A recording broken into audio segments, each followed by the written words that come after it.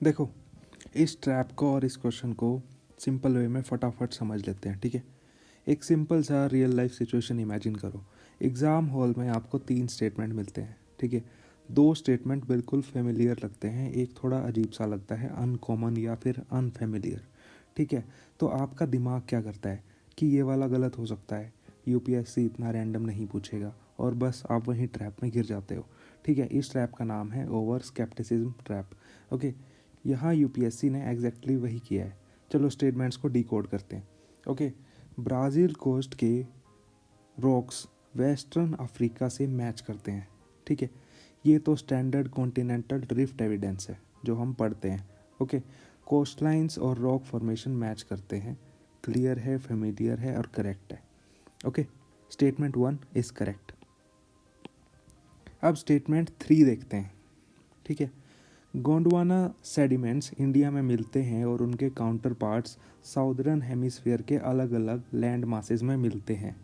ये भी text book concept है, ठीक है, गोंडवाना लैंड का ब्रेकअप वाला, ठीक है। अगेन ये भी फेमिलियर है, करेक्ट है।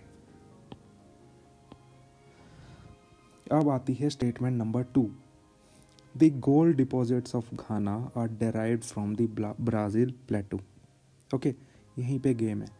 एस्पिरेंट क्या सोचता है कि ये थोड़ा वियर्ड लग रहा है, इतना स्पेसिफिक कनेक्शन ब्राज़ील और घाना के बीच शायद गलत हो सकता है, ठीक है।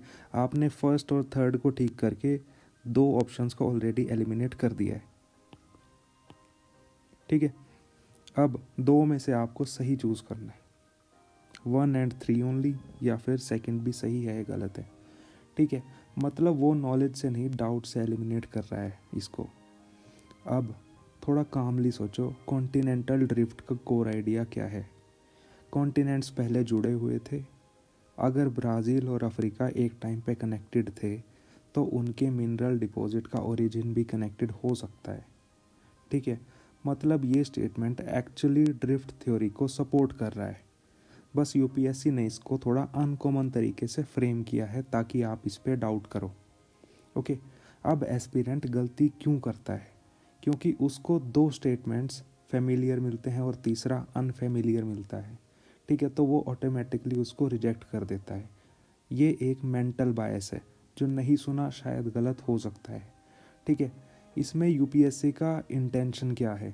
आपको टेस्ट करना, क्या आप अनफेमिलियर चीज़ को लॉजिकली इवेलुएट करते हो या फिर सीधा ही रिजेक्ट कर देते हो, ठीक है। अगर आपने थोड़ा माइंड ओपन रखा हो तो तीनों स्टेटमेंट लॉजिकली फिट हो रहे हैं, ओके। तो सेकंड स्टेटमेंट भी ठीक है एंड इसका आंसर हुआ सी, ठीक है। इसका जो एलिमिनेशन रूल आपको याद रखना है वो ये रखना है कि अगर कुछ चीज़ अनफेमिलियर आपको दिख रही है तो उसको तुरंत रिजेक्ट मत करो, बट लॉजिक से उसको वेरीफाई करने का ट्राई करो, ओके। अब यूपीएससी आपको कंफ्यूज गलत स्टेटमेंट से नहीं करता, कभी कभी सही स्टेटमेंट को डाउटफुल बना के कंफ्यूज कर देता है। बस आपको ये एलिमिनेशन रूल याद रखना है कि अनफेमिलियर जो है वो इनकरेक्ट नहीं होता, वो करेक्ट भी हो सकता है, ओके। बाकी हम ट्रैप्स देखते हैं अगली वीडियोस में, और जैसा कि मैंने आपको बताया है कि ट्रैप्स रिपीट होते हैं, तो आपको ये सारी वीडियोस ज़रूर देखनी चाहिए एक बार पेपर में जाने से पहले, okay. Thank you so much.